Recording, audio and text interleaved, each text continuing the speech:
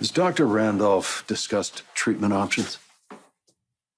I don't even know. I kind of stopped listening to her after she said that the tumor was back and that it was inoperable. All right, let's start there.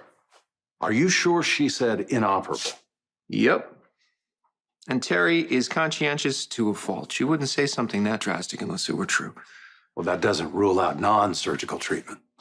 Can't even think about that right now. All right, Franco, you've been blindsided by a serious and potentially life-threatening diagnosis. Now, let's just assess that so you can regain some control. Let's just take a look at what you can affect. Okay, you're not hearing me, Doc. I'm not freaking out because I could die. Yes, if I were dead, I would really miss Elizabeth. And I can't even get my mind around the idea of not being there for those boys. I can't imagine not having this magical life that I've somehow carved out for myself. I treasure it.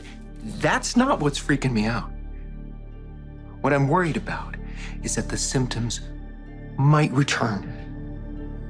Well, one symptom in particular, a shift in personality.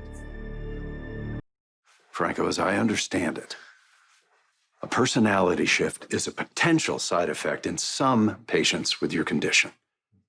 There's no certainty that will happen. Yeah, all I know is what happened the last time. And the guy who I was, the things that I did, can I just tell you that that was the most barren and boring existence imaginable? There was no joy in my life. I felt nothing. Nothing filled me up. Nothing made me happy. And the only thing that came close to it was the adrenaline rush of maybe getting away with something. And then removing the tumor, all of that went away. And I'm not saying that I'm a perfect dude, but at this point in my life, I can be a friend to another person. I can be a father. I'm a husband. I've learned how to love. It's been a privilege to watch your evolution. Yeah, and now all of that's just gonna go away again. And there's no operation this time. There's no magical reset button. Do you have any reason to believe that you're experiencing side effects? Have you had a shift in sight or smell?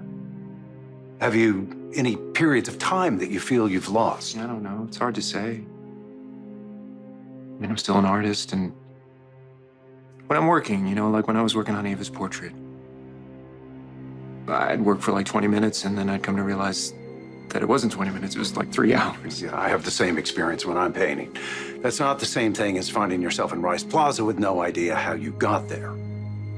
Have you had any incidents like that? I honestly don't know.